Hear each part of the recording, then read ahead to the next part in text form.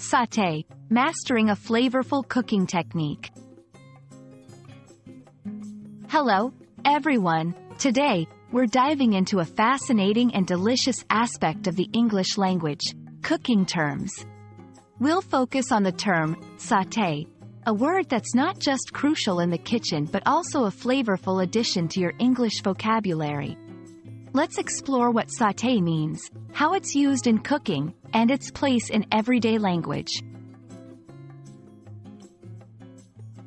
Sauté is a term borrowed from French, where it means jumped or bounced.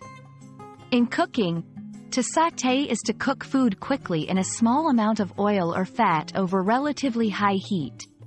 The key here is the quick cooking process, which often involves tossing or flipping the food in the pan, making it jump. This method is used to brown the outside while keeping the inside moist and tender.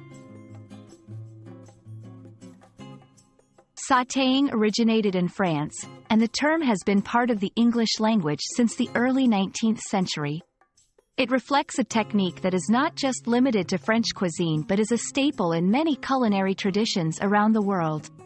Understanding this term gives insight into both cooking methods and cultural exchanges in gastronomy. When using sauté in English, it's commonly found in cooking contexts.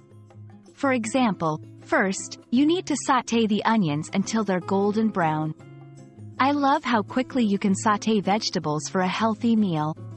It can also be used metaphorically in everyday language to describe something done quickly or lightly. She sautéed through the topic in her presentation, only covering the basics. While sautéing is rooted in French cooking, it's a universal technique.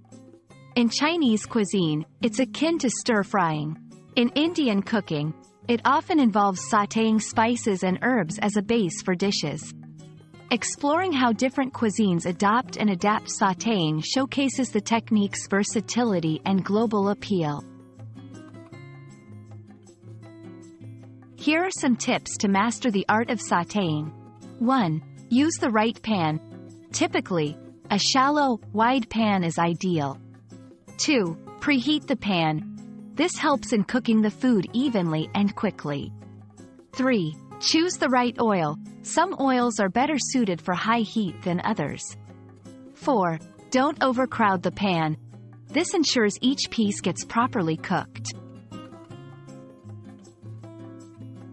I hope this video has added not just a new word to your English vocabulary but also a new skill to your cooking arsenal.